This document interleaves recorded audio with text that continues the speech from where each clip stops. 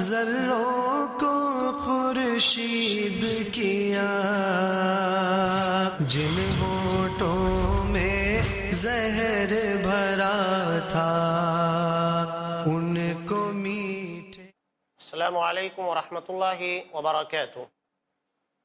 محترم ناظرین، اس سے قبل کے ایپیسوڈ میں کامیاب مومنوں کی صفات میں سے ایک اہم صفت کے پر ہماری گفتگو جاری تھی،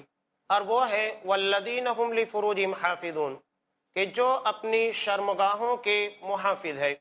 اب اسلام نے شرمگاہ کی حفاظت کے لیے جو قوانین بنائے، یہ بہت ہی عدل کے اوپر ہیں، انصاف کے اوپر ہیں، اور سماج کو بکھرنے سے بچانے والے طریقے ہیں۔ جاہلیت کے نکاح کے طریقے اور اپنے نفسوں کی خواہش کے پورا کرنے کے طریقے کو ہم نے بیان کیا کہ نکاح کے وہ طریقے جو کہ عدل کے بالکل خلاف اور عورت ذات کے پر ظلم کرنے والے تھے، اللہ کے رسول صلی اللہ علیہ وسلم نے اس کے پر پابندی لگا دی۔ انہی میں سے ایک اور چیز ہے جس کے پر نبی کریم صلی اللہ علیہ وسلم نے پابندی لگائی، وہ ہے نکاح متع۔ نکاح متع کہتے ہیں ایک متعینہ مدت کے لیے نکاح کو کرنا، یعنی 2 دن کے لیے، 3 دن کے لیے، ہفتہ بھر کے لیے، مہینے کے لیے، اور یہ ایگریمنٹ ہوتا ہے۔ اس کے بعد جب یہ مدت پوری ہو جائے، میاں بیوی ایک دوسرے سے علیحدہ ہو جائیں گے۔ اب بتائیے کہ اتنی مدت ساتھ رہنے کے بعد ان دونوں کے درمیان تعلق قائم ہوں گے۔ اب بچے کے پیدا ہونے کے بعد وہ ماں اپنا بچہ کہاں لے کر جائے گی؟ یہ آدمی اپنی خواہش کو پورا کرنے کے بعد آزاد ہو گیا،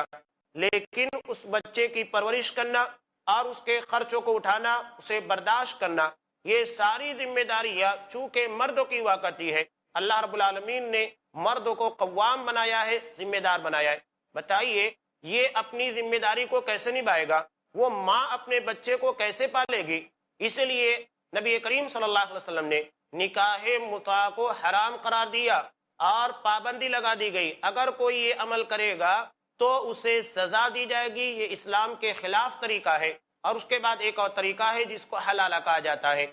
حلالہ کے تعلق سے نبی کریم صلی اللہ علیہ وسلم کی مشہور حدیث ہے، لعن رسول اللہ صلی اللہ علیہ وسلم المحلل والمحلل لہ۔ نبی کریم صلی اللہ علیہ وسلم نے حلالہ کرنے والے، حلالہ کروانے والے کے پر لعنت بھیجی ہے، یہ ملعون ہے۔ یعنی ایک آدمی اس ارادے کے ساتھ، اس نیت کے ساتھ کسی عورت سے شادی کرے، یا تو عورت اس نیت کے ساتھ شادی کرے کہ میں اپنے پہلے شوہر کے لیے حلال ہو جاؤں گی، اور ایک رات بتانے کے بعد یہ طلاق دیتا ہے، طلاق دینے کے بعد وہ عورت اس کے پاس چلی جاتی ہے۔ یہ حلالہ کا جو طریقہ ہے، حضرت عمر رضی اللہ تعالیٰ عنہ نے کہا کہ اگر کوئی شخص حلالہ کرنے والا یا کروانے والا میرے پاس لایا گیا تو میں اسے رجم کر دوں گا، اس لیے کہ آدمی نکاح کے لیے نہیں بلکہ اپنی خواہش کے پورا کرنے کے لیے اور اس عورت کو دوسروں کے لیے پاک کرنے کے لیے کر رہا ہے، جبکہ یہ تو گندا کرنے والا عمل ہے کہ ایک رات کا نکاح کیا جائے۔ اسلام میں نکاح کا یہ مقصد نہیں بتایا گیا ہے کہ کوئی آدمی ایک رات بتانے کے لیے کسی سے نکاح کرے، اور وہ بھی چوری چھپے، کسی کے سامنے کچھ پتہ نہیں ہے، نہ ہی ولیمے کا پتہ ہے، اور آدمی حلالہ کر رہا ہے۔ حلالہ سینٹر قائم کر دیے جاتے ہیں۔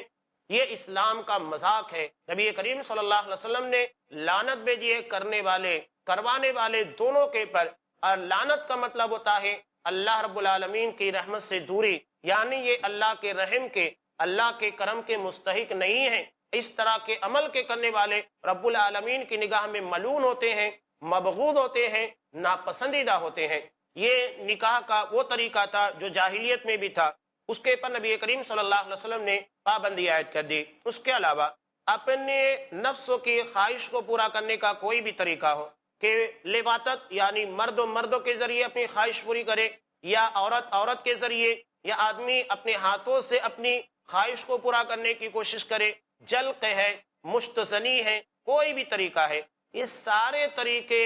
اس آیت کے اس مطلب کے ذریعے غلط اور باطل ٹھہرا دیے جاتے ہیں کہ جو لوگ اپنی بیوی یا اپنی لونڈی کے علاوہ کسی اور طریقے سے اپنی خواہش کو پورا کرنے کی کوشش کرتے ہیں، یہ عادون ہے، حد سے تجاوز کرنے والے، یعنی غلط طریقہ، غلط ذریعہ استعمال کرنے والے۔ اب یہاں ایک اور اہم بات ہے جس کو سمجھ لینا چاہیے کہ اللہ رب العالمین نے مردوں کو اجازت دی کہ یہ اپنی بیوی کے علاوہ اپنی لونڈی سے بھی اپنی خواہش پوری کر سکتا ہے، لیکن کسی آزاد عورت کو اس بات کی اجازت نہیں ہے کہ وہ غلام کے ذریعے اپنی خواہش پوری کرے۔ حضرت عمر رضی اللہ تعالیٰ عنہ کے زمانے میں ایک آزاد عورت نے ایک غلام سے اس طرح کا تعلق قائم کیا اور اسی آیت کو پیش کیا، تو حضرت عمر رضی اللہ تعالیٰ عنہ نے اصحاب کرام کو جمع کیا اور اس مسئلے کو پیش کیا، تو لوگوں نے، اصحاب کرام نے یہی فتویٰ دیا، تأولت کتاب اللہ غیر تأویلہ، کہ اس نے اللہ کی کتاب کا مطلب غلط طریقے سے اخذ کیا ہے۔ یہاں تو صرف مردوں کی اجازت ہے، عورت کو اجازت نہیں ہے، لہذا اگر ایک عورت اپنے غلام کے ساتھ اس طرح کے تعلق کو قائم کرتی ہے اور اس آیت کو بطور استدلال پیش کرتی ہے تو یہ چیز غلط ہے، جس سے معلوم یہ ہوتا ہے کہ فہم صحابہ، اصحاب کرام کے سمجھ کی اہمیت کتنی زیادہ ہے، کہ وہ اسلام کو کتنے بہترین طریقے سے سمجھتے تھے، اور قرآن ان لوگوں کے سامنے نازل ہوا، قرآن کے مطالب، قرآن کی تفسیر اور قرآن کے معنی و مفہوم سے سب سے بہتر طریقے سے آگاہ ہونے والے نبی کریم صلی اللہ علیہ وسلم کی سنت کو سب سے بہتر سمجھنے والی جماعت یہی ہے۔ اگر ان لوگوں کا فتویٰ کسی ایسے مسئلے کے پر جہاں قرآن و حدیث کے دلائل نہیں ملتے ہیں آ جائے تو اس کا ماننا اور اس مفہوم کو اور اس فہم کو سامنے رکھنا ہمارے لیے ضروری ہو جاتا ہے، جیسا کہ حضرت عمر رضی اللہ تعالیٰ عنہ نے اس مسئلے کے پر کیا۔ یہاں ایک اور اہم بات ہے کہ اسلام میں خصی ہو جانا، یا جسے حدیث کے اندر تبتل کے لفظ سے تعبیر کیا گیا ہے، یعنی عورتوں سے تعلق نہیں قائم کرنا بلکہ آزادانہ زندگی بغیر شادی کے زندگی گزارنا، اسلام میں اس بات کی اجازت نہیں ہے، اسے شادی کرنا چاہیے، یہ نبی کریم صلی اللہ علیہ وسلم کی سنت بھی ہے۔ اور اس ضمن میں ایک مشہور روایت بھی ہے جس کو حضرت امام بخاری رحمۃ اللہ علیہ، حضرت امام مسلم رحمۃ اللہ علیہ نے کتاب النکاح کے اندر نقل کیا۔ حضرت انس رضی اللہ تعالیٰ عنہ فرماتے ہیں، جاء ثلاثۃ رہط الی بیوت ازواج النبی صلی اللہ علیہ وسلم، کہ 3 لوگ نبی کریم صلی اللہ علیہ وسلم کی ازواج مطہرات کے گھروں کے پاس آئے۔ کس مقصد کے لیے آئے؟ وہ کیا چاہتے تھے؟ ان کے ذہن و دماغ کے اندر کیا باتیں تھی، کیا اشکالات تھے، کیا سوالات تھے، کیا پوچھنے کے لیے آئے تھے؟ بتایا جا رہا ہے، یسألون عن عبادت النبی صلی اللہ علیہ وسلم، وہ جاننا چاہتے تھے کہ نبی کریم صلی اللہ علیہ وسلم اپنے گھر میں رہ کر کیسے عبادت کرتے ہیں۔ یہ بات بڑی اہمیت کی حامل ہے اور ہم اس پر توجہ نہیں دیتے ہیں، تو ہم یہ سمجھتے ہیں کہ عبادت صرف مسجد میں کی جائے گی، وہیں پر عبادت ہوگی، باقی کسی اور جگہ پر ہم کو عبادت نہیں کرنا ہے، جبکہ آپ اصحاب اکرام کی زندگی دیکھیں، نبی کریم صلی اللہ علیہ وسلم کی سنت دیکھیں۔ نبی کریم صلی اللہ علیہ وسلم نے، جیسا کہ صحیح حدیث کے اندر ہے، آپ صلی اللہ علیہ وسلم نے کہا کہ آدمی کی فرض نمازوں کے علاوہ نفل نمازیں گھر میں ادا کرنا بہتر ہے۔ آپ صلی اللہ علیہ وسلم نے یہ بھی کہا کہ جو آدمی اپنے گھر سے وضو بنا کر آتا ہے اور نفل نمازیں ادا کر کے فرض نماز کے لیے مسجد کے اندر آتا ہے تو یقیناً یہ آدمی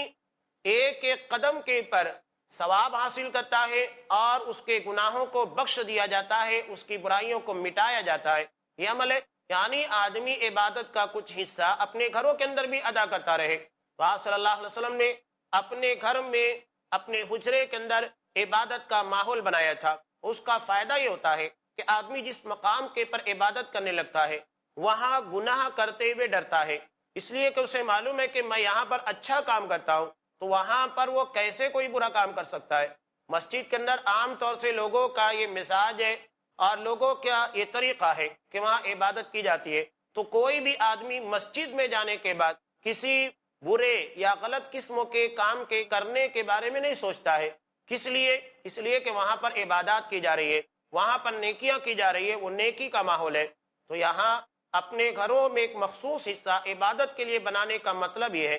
کہ آدمی اپنے گھر میں بھی عبادت کر کے برائیوں سے بچنے کی کوشش کرے، یہ نہیں کہ اسے برائی کا اڈا یا برائی کا مقام بنا لے۔ یہ جاننا چاہتے تھے کہ نبی کریم صلی اللہ علیہ وسلم اپنے گھر میں رہ کر کیسے عبادت کرتے ہیں۔ یسألون عن عبادت النبی صلی اللہ علیہ وسلم، وہ اللہ کے رسول صلی اللہ علیہ وسلم کی عبادت کے احوال جو آپ اپنے گھر میں رہ کر کرتے ہیں وہ جاننا چاہتے تھے۔ فلما اخبروا کانہم تقالوا، جب انہیں بتایا گیا اور خبر دی گئی کہ اللہ کے رسول صلی اللہ علیہ وسلم کیسے عبادت کرتے تھے، کانہم تقالوا، تو انہوں نے اس عبادت کو بہت کم سمجھا۔ اور یہاں دیکھیے شیطان انسان کو کیسے گمراہ کرنے کی کوشش کرتا ہے، اس لیے کہ آدمی کی فکر گمراہ ہوتی ہے تو اعمال کے اندر گمراہیاں آتی ہیں، اس لیے کہ آدمی کے اعمال اس کی فکر کے تابع ہوتے ہیں، جیسے خیالات جیسی فکر ہوگی اسی اعتبار سے آدمی کے اعمال کے پر اثرات آئیں گے، اسی طریقے سے اس کے اعمال مرتب ہوں گے اور ویسے ہی کام وہ بجا لائے گا۔ اب یہاں اصحاب کرام کے ذہن و دماغ کے اندر ایک غلط بات پیدا ہو گئی کہ نبی کی عبادت کو ان لوگوں نے کم سمجھ لیا، اور یہی مسئلہ مسلمانوں کا بھی ہے کہ انہوں نے نبی کریم صلی اللہ علیہ وسلم کی عبادت کو کافی نہیں سمجھا، اور بھی بہت ساری عبادتیں بنا لی گئی ہیں، پتہ نہیں کون کون سی عبادتیں ہیں جو نہ نبی کے زمانے میں ملتی ہے نہ اصحاب کرام کے زمانے میں جس کا کوئی وجود نظر آتا ہے، اور وہ عبادتیں بڑے شوق کے ساتھ ادا کی جا رہی ہیں۔ جبکہ ہمیں اگر عبادت کرنا ہے تو عبادات کے معاملے میں ایک قانون ہمیشہ یاد رکھیے، ایک اصول ہمیشہ یاد رکھیے کہ عبادات میں کوانٹٹی کے پر ہم کو کوئی اختیار نہیں دیا گیا ہے، یعنی نماز ظہر 4 رکعت ہے، ہم اپنی مرضی سے اسے 5 نہیں کر سکتے یا اپنی مرضی سے 3 نہیں کر سکتے، یہ کوانٹٹی ہے جو پہلے سے طے کر دی گئی ہے، اب اس میں کسی کو اختیار نہیں دیا گیا ہے۔ البتہ کوالٹی یعنی اپنی عبادات کو آپ کتنے اچھے طریقے سے ادا کر سکتے ہیں، اس کے بارے میں آپ کو مکمل اتھارٹی دی گئی ہے، مکمل اختیار دیا گیا ہے کہ آپ اپنی عبادات کو اخلاص اور للہیت کے ساتھ ادا کیجئے، اور اسی کے پر آپ کے ثواب کو مرتب کیا گیا ہے۔ آدمی کو اس کی عبادت کا کم سے کم ثواب، اس کے نیکی کا کم سے کم ثواب 10 گنا ملتا ہے۔ اگر یہی چیز میں اخلاص للہیت کا جذبہ کار فرما ہے تو پھر یہ 700 گنا، بلکہ اللہ رب العالمین اس کو اس سے بھی زیادہ بڑھاتا ہے، 700 کے پر بس نہیں کیا گیا ہے الی اضعاف کثیرہ، بلکہ اس 700 کو بھی کئی گنا میں تبدیل کر دیا جاتا ہے۔ یہ ہے ہمارے اخلاص اور للہیت کی بنیاد کے پر نیکیوں میں ثواب کے بڑھنے کا طریقہ۔ تو یہ حدیث اپنی جگہ کے پر بڑی معنی خیز ہے، اور اس میں بہت سارے احکام اور قوانین بتا دیے گئے، اور بڑے مسائل جو پیچیدہ ہیں اس کو حل بھی کر دیا گیا ہے۔ انشاءاللہ یہ ساری باتیں آپ کے سامنے پیش کی جائیں گی۔ چونکہ وقت ہو چکا ہے ایک وقفے کا، وقفے کے بعد انشاءاللہ اس حدیث کے پر ہم آپ کے سامنے پھر سے بحث جاری رکھیں گے۔ تب تک کے لیے دیجیے اجازت۔ السلام علیکم ورحمۃ اللہ وبرکاتہ۔ انگاروں کو ہر مومن پر فرض ہے جس کا پڑھنا، جاننا اور سمجھنا۔ وَلَقَدْ يَسَّرْنَا الْقُرْآنَ لِلذِّكْرِ فَهَلْ مِن مُدَّكِرٍ، جس کے بغیر ممکن نہیں دنیا اور آخرت کی کامیابی۔ تخلیق کائنات سے لے کر محشر کے حالات تک ہے ہر رہنمائی کا ذخیرہ قرآن۔ درس قرآن دیکھیے شیخ ثناء اللہ مدنی کے ساتھ قرآن کا ایسا درس جو آپ کے ذہن کو منور کر دے۔ ہر پیر سے جمعرات اور سنیچر صبح 6:30 بجے اور شام 7:30 بجے، صرف i+ TV پر، بہتر زندگی کے لیے۔ اپنے DTH اور کیبل آپریٹر سے آج ہی سمپرک کریں۔ Free to year. انگاروں کو پھول بنایا۔ السلام علیکم ورحمۃ اللہ وبرکاتہ۔ محترم ناظرین، وقفے سے قبل ہم آپ کے سامنے نبی کریم صلی اللہ علیہ وسلم کی ایک انتہائی اہم حدیث کی روشنی میں بات چیت جاری رکھے ہوئے تھے، جسے حضرت امام بخاری رحمۃ اللہ علیہ اور حضرت امام مسلم رحمۃ اللہ علیہ نے کتاب النکاح کے اندر نقل کیا ہے۔ اور یہ حدیث ہم نے کامیاب مومنوں کی صفات کے متعلق جو آیتیں نقل کی اس کی روشنی میں بیان کر رہے ہیں۔ حضرت انس رضی اللہ تعالیٰ عنہ فرماتے ہیں کہ 3 اصحاب کرام نبی کریم صلی اللہ علیہ وسلم کی ازواج مطہرات کے پاس آئے۔ وہ اس بات کو جاننا چاہتے تھے کہ آپ صلی اللہ علیہ وسلم اپنے گھر میں رہ کر کیسے عبادت کرتے ہیں۔ جب ان کو بتایا گیا کہ اللہ کے رسول صلی اللہ علیہ وسلم اس طریقے سے اپنے گھر میں عبادت کرتے ہیں تو اتنی عبادت کو ان لوگوں نے بہت ہی کم تصور کیا اور کہنے لگے وَقَالُوا وَأَيْنَ نَحْنُ مِنَ النَّبِي صلی اللہ علیہ وسلم قَدْ غُفِرَ لَهُ مَا تَقَدَّمَ مِن ذَنبِهِ وَمَا تَأَخَّرَ، کہ ہمارا اور نبی کا کیا مقابلہ، جبکہ نبی کے اگلے پچھلے گناہوں کو بخش دیا گیا ہے۔ صحیح بات ہے کہ نبی کا اور امتی کا کوئی مقابلہ نہیں، یہاں تک کہ اگر ایک پلڑے میں سارے امتیوں کو رکھ دیا جائے اور دوسرے پلڑے میں نبی کریم صلی اللہ علیہ وسلم کی ذات گرامی کو رکھ دیا جائے تو آپ کی ذات گرامی سارے امتیوں کے پر بھاری ہو جائے گی۔ یہ مقام ہے نبی کریم صلی اللہ علیہ وسلم کی ذات گرامی کا، لیکن اس کا مطلب یہ نہیں ہے کہ ہم نبی کی سنت، نبی کے طریقے اور جتنی عبادت آپ نے کی تھی اس کو کافی نہ سمجھیں اور اس کے پر اپنی فکر کو غلط طریقے سے موڑ دیں اور نبی سے بڑھ چڑھ کر عبادت کرنے کی کوشش کریں۔ اصحاب اکرام کی یہی فکری غلطی تھی،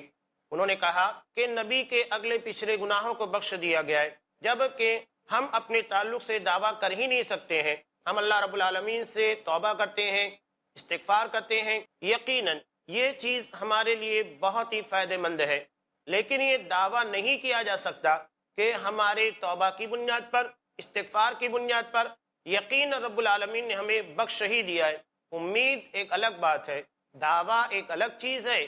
آدمی امید کو دعوے کے ساتھ نہیں جوڑ سکتا ہے۔ تو یہ اصحاب کرام کی فکر تھی۔ نبی کریم صلی اللہ علیہ وسلم کے تعلق سے کہا کہ آپ کے اگلے پچھلے گناہ بخش دیے گئے، ہمارے ایسے معاملات نہیں ہیں، لہذا ہمیں بڑھ چڑھ کر عبادت کرنا چاہیے۔ چنانچہ ایک صحابی نے کہا اما انا فانی اصلی اللیل ابدا، رہا میں تو میں ساری رات عبادت کروں گا، کوئی رات ایسی نہیں جائے گی کہ جس میں میں سوتا ہوا رہوں، بلکہ پوری رات نماز ادا کرتے ہوئے، سجدہ کرتے ہوئے، تلاوت کرتے ہوئے، عبادت کرتے ہوئے، اللہ کے سامنے توبہ استغفار کرتے ہوئے گزاروں گا۔ اس میں دوسرا کہنے لگا کہ میں وانا اصوم الدہر ولا افطر، میں ہمیشہ روزہ رکھوں گا اور کبھی بھی ناگا نہیں کروں گا۔ یہاں پر رمضان المبارک کے روزوں کے بارے میں بات نہیں ہو رہی ہے،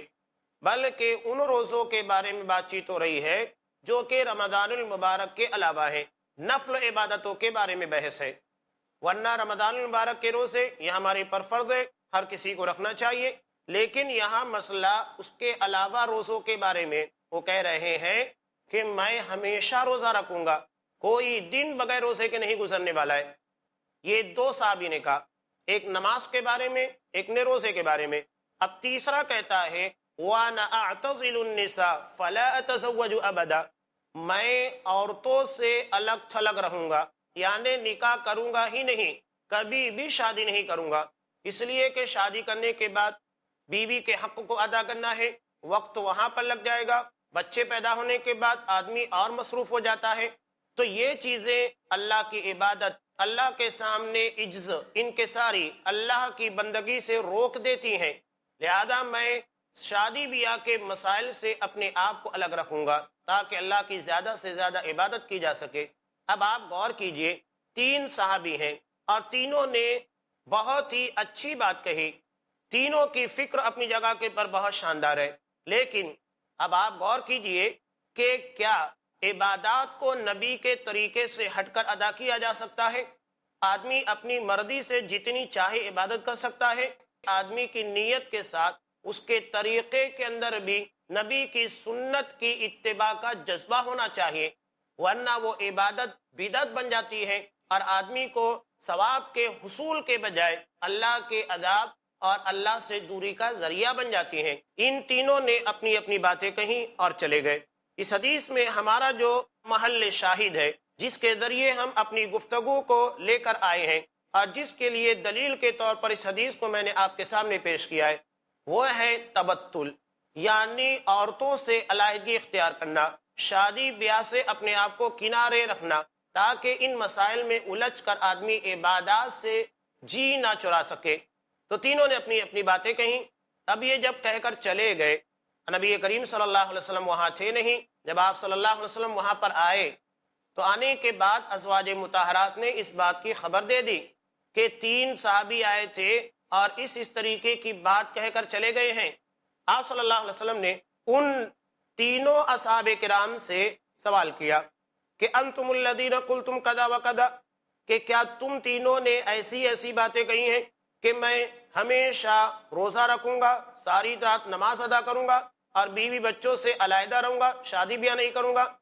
جب ان لوگوں نے اس مسئلے کے پر حامی بھر لی کہ ہاں ہم نے اس طریقے کی بات کہی ہے، تب آپ صلی اللہ علیہ وسلم نے آگے بات کہی، یعنی پہلے تحقیق کر لینا چاہیے۔ اور امام مسلم رحمۃ اللہ علیہ نے اپنی کتاب کے مقدمے کے اندر اس تعلق سے دو اہم حدیثوں کو نقل کیا ہے۔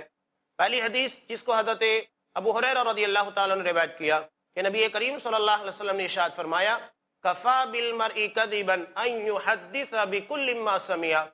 آدمی کے جھوٹا ہونے کے لیے اتنا ہی کافی ہے کہ سنی سنائی باتوں کو لے جا کر بیان کرے، یعنی تحقیق نہ کرے کہ اس میں سچ کیا ہے، حقیقت کیا ہے۔ ایک آدمی سے اس نے سن لیا، لے جا کر بیان کر دیا اور اس کی حقیقت تک پہنچنے کی کوشش ہی نہیں کی۔ یہ طریقہ بہت ہی خطرناک ہے، بہت غلط ہے، اور اس طریقے سے فتنہ و فساد کی آگ کو بھڑکایا جا سکتا ہے۔ لہذا تحقیق کا مزاج پیدا کرنا چاہیے اور حقیقت تک پہنچنے کی کوشش کرنا چاہیے۔ دوسری روایت میں جس کو حضرت امام مسلم رحمۃ اللہ علیہ نے نقل کیا، نبی کریم صلی اللہ علیہ وسلم نے ارشاد فرمایا کہ اگر کوئی شخص کوئی ایسی حدیث، چاہے وہ نبی کریم صلی اللہ علیہ وسلم کی ہو یا اس نے کسی کے تعلق سے کوئی بات سنی ہو اور اس کے بارے میں اسے لگتا ہے کہ یہ جھوٹ ہے، اس کے بعد بھی بغیر تحقیق کے دوسروں تک پہنچانے کی کوشش کر رہا ہے، یہ ایک جھوٹا ہے۔ اب یہاں پر نبی کریم صلی اللہ علیہ وسلم کی حدیث بھی آ جاتی ہے کہ جو لوگ آپ کی حدیث کو بغیر تحقیق کے کہ یہ بات، یہ حدیث آپ صلی اللہ علیہ وسلم سے ثابت ہے یا نہیں، تحقیق کیے بغیر لوگوں تک پہنچا دیتے ہیں، جبکہ وہاں شبہ ہوتا ہے، جبکہ قرآن مجید کہتا ہے ان جاءکم فاسق بنبأ فتبینوا، اگر کوئی فاسق تمہارے پاس خبر لے کر آئے اس کی تحقیق کرو کہ اس میں سچائی کیا ہے، یہ رپورٹ اور یہ خبر جو ہم تک پہنچی ہوئی ہے اس میں سچائی ہے کہ نہیں، خبر کا پہنچانے والا سچا ہے کہ نہیں، کہیں کسی قسم کا جھول تو نہیں ہے جس کی وجہ سے اس خبر کے اندر جھوٹ یا کسی اور کی بات شامل ہو گئی ہے اور یہ خلاف واقعہ بن چکی ہے۔ محدثین نے اسی آیت اور نبی کریم صلی اللہ علیہ وسلم کی احادیث کی بنیاد کے پر اپنے فن حدیث کی بنیاد کو رکھا ہے۔ ایک ایک راویوں کے بارے میں جو تقریباً 5 لاکھ کے قریب ہیں، ان کے بارے میں، ان کے حالات زندگی، ان کے اساتذہ، ہر کسی کے بارے میں مکمل معلومات کو جمع کیا اور انہی کے ذریعے تحقیق کر کے نبی کریم صلی اللہ علیہ وسلم کی احادیث کو امت تک پہنچانے کا فریضہ انجام دیا، جو بہت ہی بڑا ہے اور جس کے پر امت محمدیہ جتنا فخر کرے اتنا کم ہے، اس لیے کہ نبی کریم صلی اللہ علیہ وسلم کی تمام باتوں کو بہترین منظم تحقیق کے انداز میں لا کر جمع کر دیا گیا۔ کوئی بات ایسی نہیں ہے کہ جو نبی کی جانب منسوخ کر دی جائے وہ جھوٹ ہو، اس سے محدثین غافل ہوں۔ انہوں نے ایسے اصول مرتب کیے جس کی وجہ سے ہر جھوٹے کو اور ہر قسم کی غلط خبروں کو جو نبی کی جانب منسوخ کی گئی ہے کاٹا جا سکتا ہے، چھانٹا جا سکتا ہے اور ان احادیث کو صحیح احادیث سے الگ کیا جا سکتا ہے۔ یہ محدثین کا ایک بہت بڑا کارنامہ ہے جو اللہ رب العالمین نے ان کی ذات کے ذریعے لیا، تاکہ نبی کے تعلق سے، نبی کی زندگی کے متعلق ہر بات مکمل تحقیق کے ساتھ امتیوں تک پہنچا دی جا سکے۔ تو آپ صلی اللہ علیہ وسلم نے تحقیق کی اور یہی پیغام امت کے ہر فرد کو دیا جا رہا ہے کہ وہ معاملات زندگی میں نبی کریم صلی اللہ علیہ وسلم کی احادیث میں، دین کی باتوں میں بہت تحقیق کرے۔ یہاں بڑا عجیب و غریب مسئلہ ہے کہ آدمی جنت کو خریدنے کے لیے نکلا ہے اور کوئی تحقیق نہیں ہے، اپنی حقیقی کامیابی کے راستے کے پر چلنے کی کوشش کر رہا ہے، لیکن کوئی تحقیق، کوئی ریسرچ نہیں ہے کہ بات میں سچائی کیا ہے۔ کسی کی بھی بات کو مان لینا، کسی کی بھی بات کے پر یقین کر لینا، یہ ہمارا مزاج بن چکا ہے، جبکہ ہم جنت کے خریدار، جنت کے متلاشی، حصول جنت کے لیے نکلنے والے، لیکن ہمارے یہاں تحقیق کا کوئی مزاج نہیں، ہر کسی کی بات کو بغیر تحقیق کے تسلیم کر لیا جاتا ہے۔ یہ بات کافی اہمیت کے حامل ہے اور آدمی کو تحقیق کے راستے کے پر لگے رہنا چاہیے، چاہے وہ معاملات زندگی ہو یا نبی کریم صلی اللہ علیہ وسلم کی احادیث و دین کے معاملات ہو، ہر جگہ کے پر اسے اس بات پر توجہ دینا چاہیے۔ انشاءاللہ یہ باتیں یوں ہی جاری رہے گی، چونکہ وقت ہو چکا ہے اس ایپیسوڈ کے اختتام کا۔ جو باتیں اس حدیث کی رہ گئی ہیں انشاءاللہ ہم آئندہ ایپیسوڈ میں آپ کے سامنے پیش کریں گے۔ تب تک کے لیے دیجیے اجازت۔ السلام علیکم۔